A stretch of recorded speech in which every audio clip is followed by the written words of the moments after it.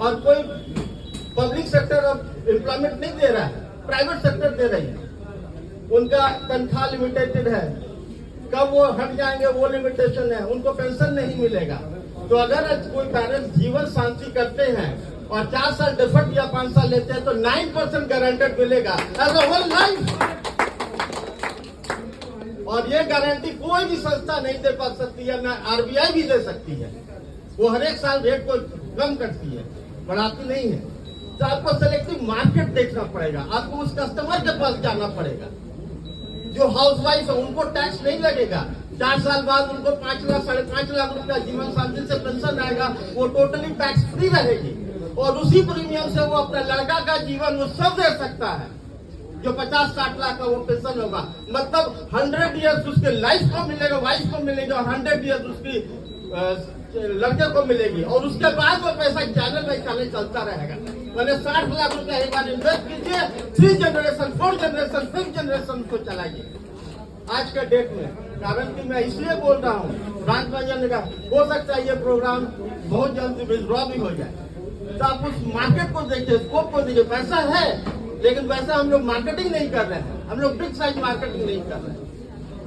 दिवस আমরা জানি যে 68 বছর আগে 245টা ছোট ছোট কোম্পানি নিয়ে যে প্রকল্পের ভারত সরকারের সাহায্য নিয়ে যে প্রকল্পের সূচনা সেই দিন হয়েছিল, 68 বছর ধরে সেই একই লক্ষ্য পূরণ করে করে আজ আমাদের কর্পোরেশন একটা বিশাল মহিরুহে পরিণত হয়েছে। এই কর্পোরেশনের প্রথম থেকেই উদ্দেশ্য ছিল দারিদ্রতা দূরীকরণ। যারা আমরা সমাজে সুস্থ জীবনযাত্রা থেকে বঞ্চিত তাদেরকে এই কর্পোরেশনের ছাতার তলায় এনে উন্নত জীবনযাত্রা দেওয়া, বিভিন্ন পরিকল্পনায় ভারত সরকারের পাশে এসে দাঁড়ানো এবং সেই একই লক্ষ্যে অবিচল আজকে আমাদের কর্পোরেশন।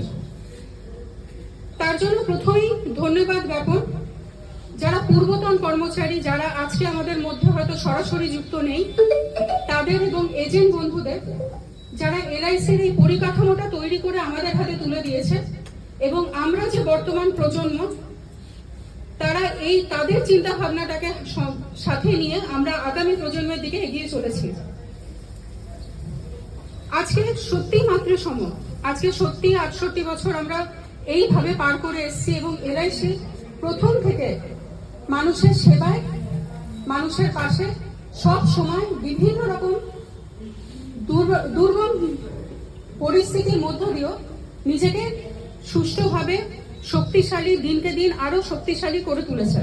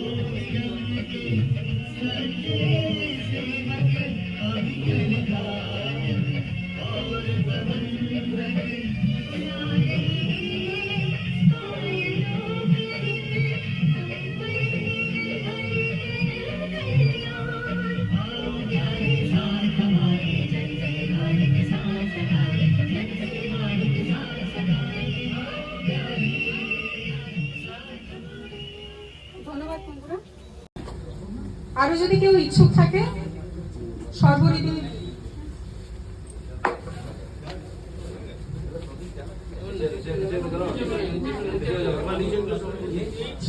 বিকাশ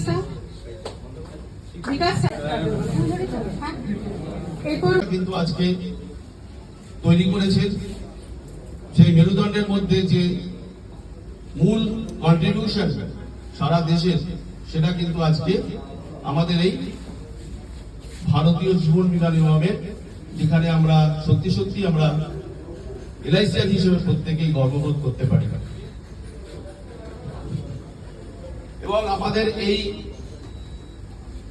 জায়গাটায় পৌঁছে যাওয়ার জন্য সবচেয়ে বেশি যে জায়গাটা কাজ করে সেটা হচ্ছে যে আমাদের অ্যাডাপ্টেবিলিটি, অর্থাৎ যে বিভিন্ন ঘাত প্রতিঘাত এবং বিভিন্ন প্রতিযোগিতার মধ্যে দিয়ে আমাদেরকে যখন যেতে হয়েছে, তখন তার মধ্যে দিয়ে আমাদের যে অ্যাডাপ্টেবিলিটি গড়ে উঠেছে, সেই অ্যাডাপ্টেবিলিটি এবং তার সঙ্গে হচ্ছে ইনোভেটিভ স্পিরিট। প্রত্যেকটি এলআইসিয়ান প্রত্যেক মুহূর্তে কিছু না কিছু ভাবছেন, কিছু না কিছু নতুন কিছু ইনপুট দিচ্ছেন।